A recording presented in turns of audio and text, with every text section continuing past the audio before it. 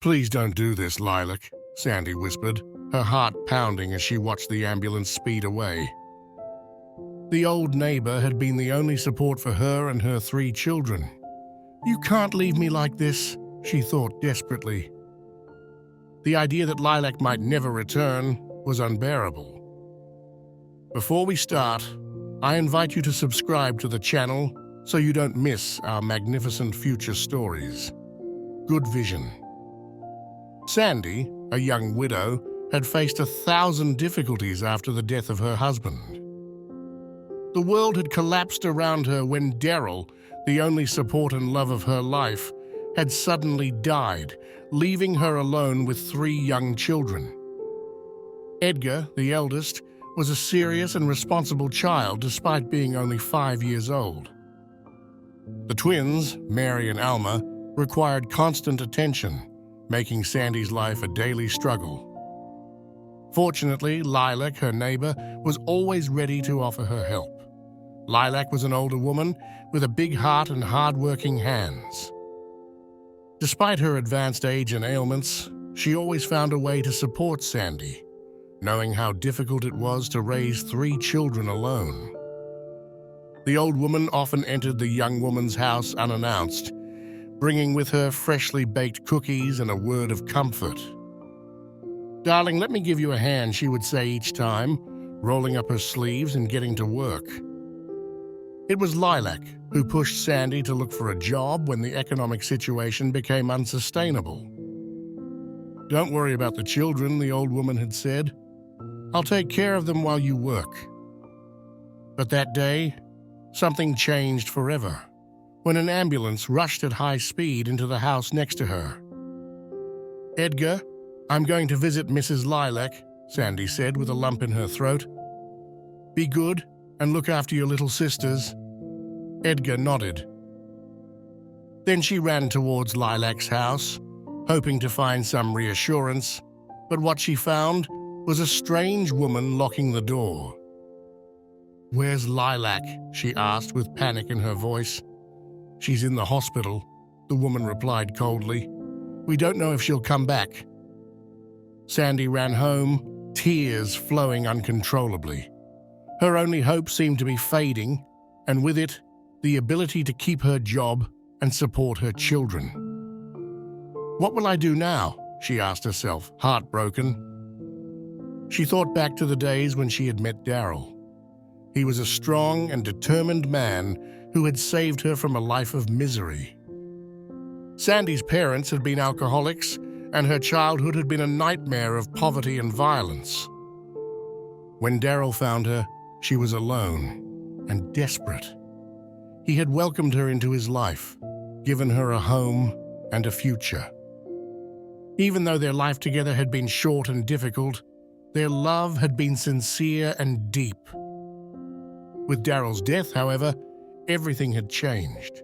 She found herself struggling alone to keep a roof over her head and food on the table. Now, with Lilac ill, it seemed all hope was lost. But Sandy couldn't give up. She had to find a solution, however desperate.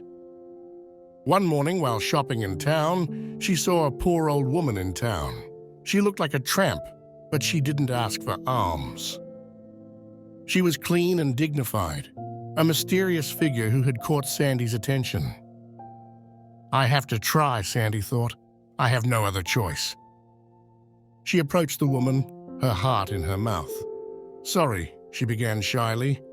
"I need a favor." The woman looked at her with kind, curious eyes. "What do you want from me?" she asked. "I have 3 small children and I have to work to survive," Sandy explained, holding back tears. "I have no one to look after them. Please, could you help me for a few hours? I will pay you." The woman looked at Sandy for what seemed like an eternity, then nodded slowly. "Okay," she said, "I will help you." Sandy breathed a sigh of relief, her hopes rekindled. He ran home and explained the situation to her children. "I will only be gone for a few hours. This lady will be staying with you." Edgar looked at the woman with curiosity and a little suspicion, but said nothing. Sandy kissed her children and ran to work, still worried but hopeful. As she worked, however, a disturbing thought continued to torment her. How did that woman know Edgar's name? Her heart began to beat faster, a sense of fear growing. I have to go home, she suddenly decided. Something wrong? If you liked the video, give it a valuable like and don't forget to subscribe to the channel. 1,000 thanks. Sandy ran home as fast as she could with her heart pounding. When she entered, she found the woman sitting on the sofa, reading a story to the children. How do you know my son's name? She asked, her voice shaking. The woman smiled sadly. My name is Dana, she said. I am Daryl's mother. Sandy was speechless, the revelation hitting her like a bolt of lightning. The mother-in-law she had never met was there, in front of her, taking care of her children. Dana explained how, after her husband's death, she had decided to seek out Daryl and his family to ask for forgiveness and offer help. I'm sorry for everything, Dana said with tears in her eyes. I was wrong to judge you.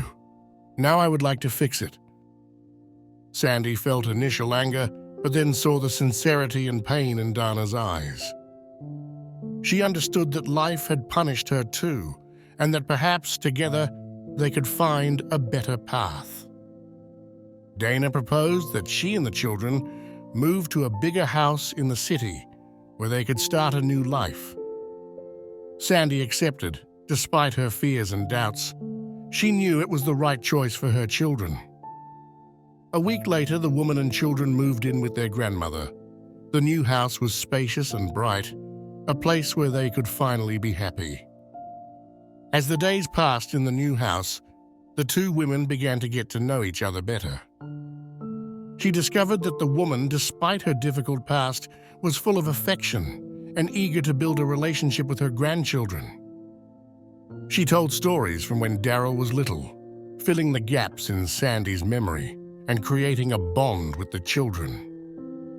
One evening, while they were all sitting around the table, Dana shared a particularly touching memory. When Daryl was little, she began, he used to build little houses out of toys and say that one day he would have a happy family in a big house. Looking at you now, I feel that his dream has come true through you. Sandy felt tears fill her eyes. Dana, she said, I never imagined I would find such strength and love in you. Thank you for coming into our lives. The older woman smiled, taking Sandy's hand. The past is the past. Now we must look forward and build a future together. Dana's presence brought stability and serenity to the lives of Sandy and the children. The days of despair seemed long gone, replaced by new hope. With her experience and wisdom, she became a key figure, helping Sandy find a new, more stable job and organize her home life.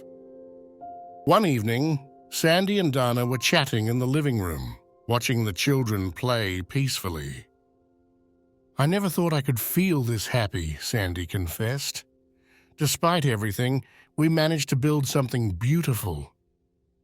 Dana nodded with a sweet smile. Family is the most important thing, she said, and you are my family now. That night, as Sandy put the children to bed, she felt a deep peace within herself. She knew the future would be full of challenges, but with Dana by her side, she felt she could face anything. And you, do you think that forgiveness and family can really overcome any difficulty?